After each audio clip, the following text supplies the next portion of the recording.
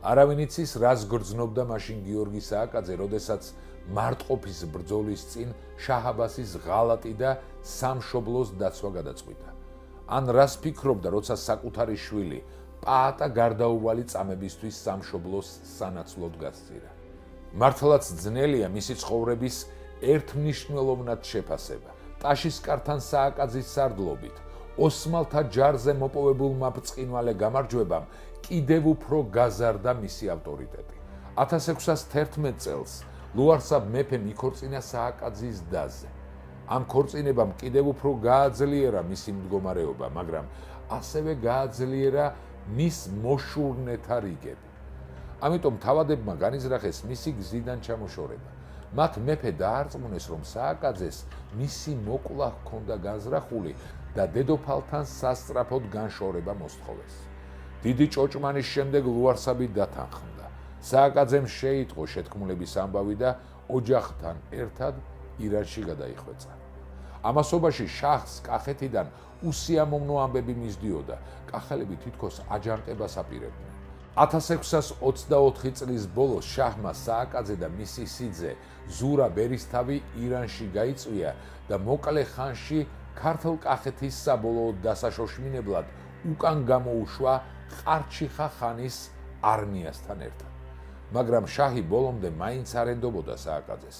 ამიტომ მისი ვაჟი პაატა და ზურა ბერისთავის მეუღლე მძევლებად დაიტოვა. ყარჩიხა ხანს საიდუმლოდ სააკაძის მოკვლაც ჰქონდა დავალებული. არც სააკაძე ყოფილა უქმად. მას წინასწარ ჰქონდა მომზადებული აჯანყების გეგმა და დავალებები გადანაწილებული ქართველი სარდლებისათვის. მარტყოფის ველზე დაბანაკებულ მტრის ჯარს მოულოდნელად ქართველები დაესხნენ თავს. სააკაძემ და მისმა მხლებლებმა מחვილები იშიშვლეს და ყიზილბაშთა მთელი მხედრობა კარავშივი ამოხოცეს.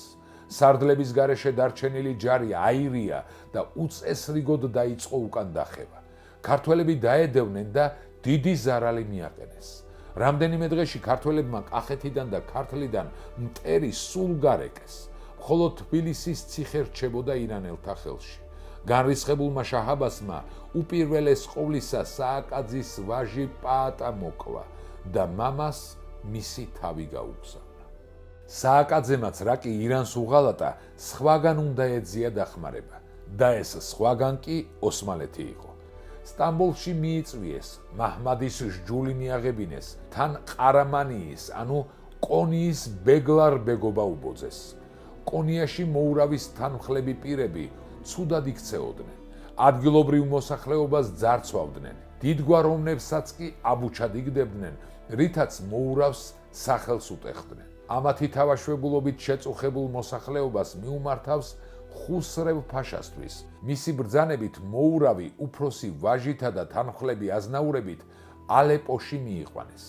დიდვეზირის კარვის წინ პირველად ყვითელ ხალად გადაცმული, ხელებზე ბორკილებ დადებული თეთრწვერა მოურავი დასვეს.